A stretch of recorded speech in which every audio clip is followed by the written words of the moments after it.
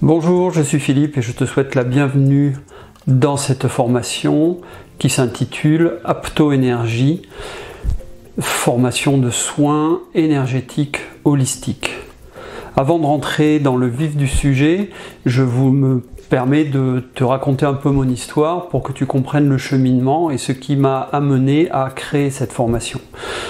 Dans les années 80, ma maman, qui était médecin, en a eu assez, ou avait fait un peu le tour de la question au niveau de la médecine allopathique, et donc s'est formée à d'une part l'acupuncture, et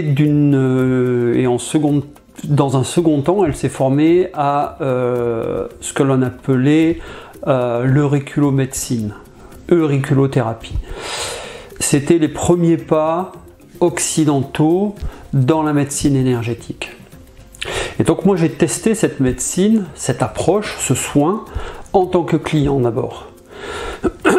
Et je dois dire qu'à la suite de ma première séance qui a eu lieu dans les années, enfin même en 1980, et c'était à Lyon, lors d'un séminaire à Lyon, j'ai rencontré le docteur Pierre Pirot, qui était un des élèves de Nogier, c'était les grands pontes de l'auriculothérapie à l'époque. Et donc j'ai rencontré Pierre, et sur la première séance que j'ai faite avec lui, j'ai eu l'impression de renaître, et vraiment de renaître. Il y a eu en quelques heures une libération totale de ce qu'avaient été les traumatismes liés à mon enfance, qui avaient été des traumatismes compliqués. Enfin bon, on va pas faire pleurer dans les chaumières, mais c'était l'époque où les divorces ne se passaient pas bien, etc.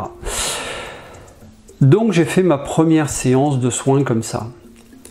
Et au fur et à mesure des années, j'allais faire une fois par an mon voyage. Alors là, il était à Perpignan ou à Montpellier, je ne sais plus exactement.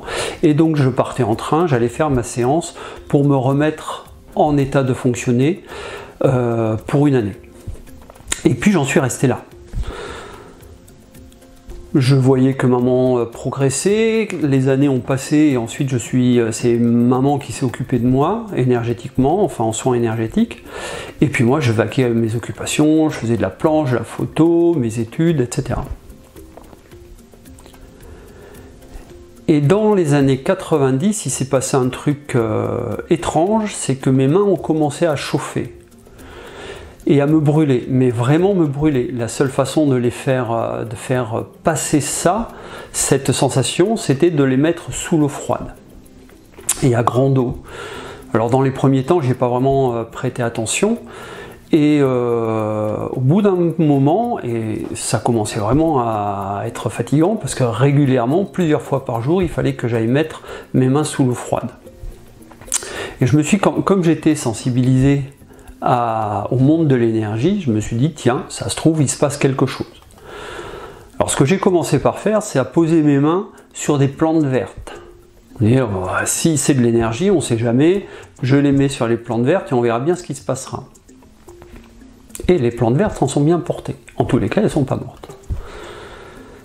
Et donc j'ai commencé à bricoler comme ça sur les plantes vertes pendant quelques temps.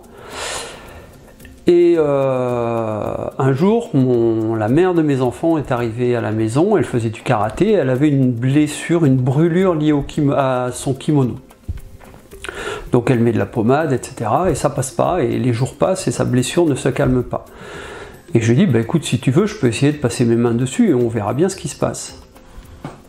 Ce que j'ai fait, et le lendemain matin, la brûlure était sèche. Là, on commence à se poser des questions. Et tiens, c'est étrange. Et donc, j'ai commencé à lire des bouquins. Et j'ai pris à peu près tout ce que j'avais en magasin. Et à l'époque, Internet n'existait pas. Donc, c'était juste dans les livres. Donc, j'ai pris les premiers tombés, du genre tout ce que vous avez toujours voulu savoir sur le magnétisme sans jamais oser le demander. Et puis, tout un tas de bouquins sur les passes, voilà. C'était un gros n'importe quoi. Mais l'intérêt, c'est que j'essayais, il y avait des exercices, développer votre magnétisme, développer ceci, faites des tests, etc. Donc, j'ai pu travailler ou commencer à travailler comme ça. Et puis quelques années plus tard, je me souviens, c'était en 95, 94, on m'a offert un bouquin qui, lui, a vraiment changé ma vision des choses. Et ce livre, c'est Le pouvoir bénéfique des mains de Barbara Brennan. Et là, pour la première fois, j'ai commencé à entrevoir quelque chose, une potentialité, une vision, une appréciation des choses. Et c'est la pierre angulaire sur laquelle j'ai commencé à bâtir ma pratique. On est très loin de ce que je fais aujourd'hui, mais il fallait quelque chose de solide pour commencer, et c'est là-dessus que j'ai commencé à construire ma pratique. Et je l'utilise encore aujourd'hui, et on en reparlera plus tard, notamment lorsque l'on va travailler sur le pendule. Donc d'un côté j'avais ce bouquin, et puis petit à petit j'ai des clients, des copains, des voisins, des amis qui sont arrivés, et je posais mes mains sur des lumbagos, sur des bobos en tout genre, et le bobo partait. Et ça c'est assez intéressant. Et je te rappelle que je n'avais au départ aucune intention de devenir thérapeute, mais par curiosité, et comme ça fonctionnait, ça m'a intéressé de continuer.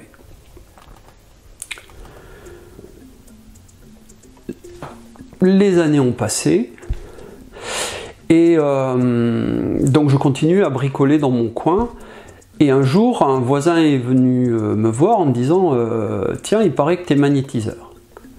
Et là j'ai eu la trouille de ma vie.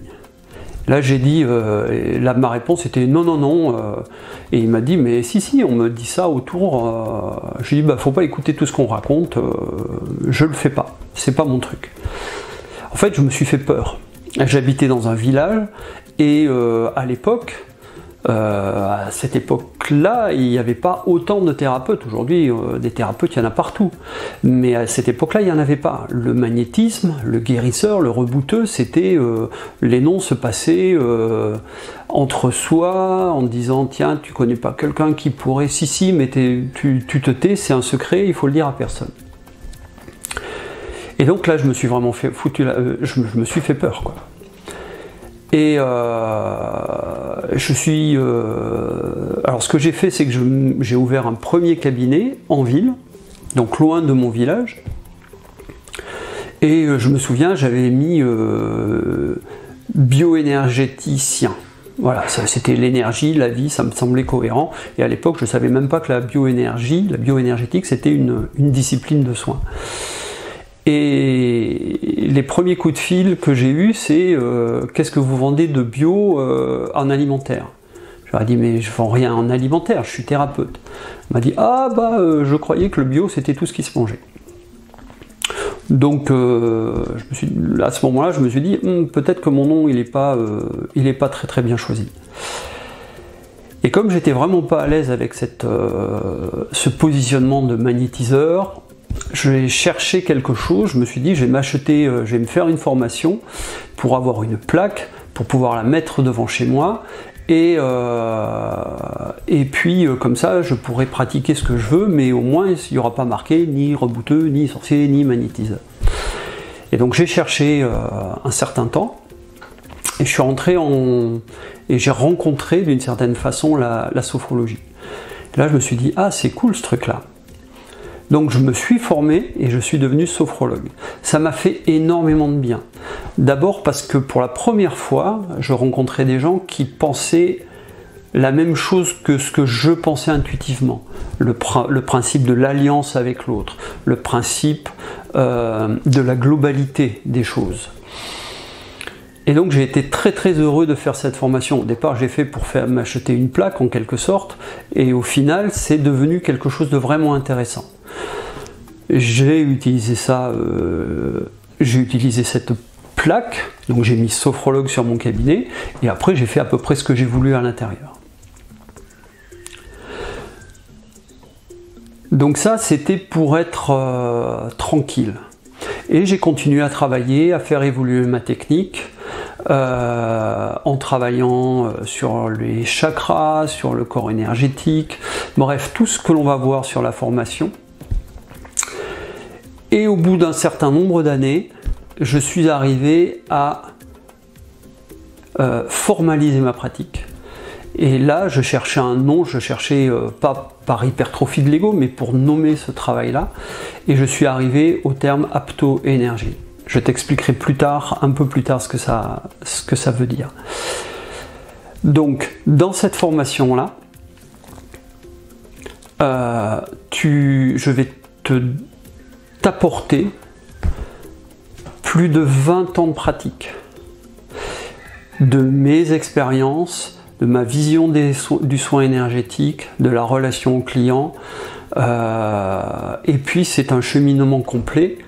Et en faisant cette formation, le choix que tu as fait en faisant cette formation, c'est que tu vas pouvoir construire ta propre histoire à partir de la mienne. Et c'est sur 20 ans d'histoire, 20 ans de cheminement, et je te les offre avec infiniment de plaisir. Pour moi, maintenant, je continue à travailler, mais la période qui s'ouvre pour moi, c'est le temps de la transmission. Ça m'a demandé beaucoup de temps parce que, pour l'accepter, 2, pour formaliser.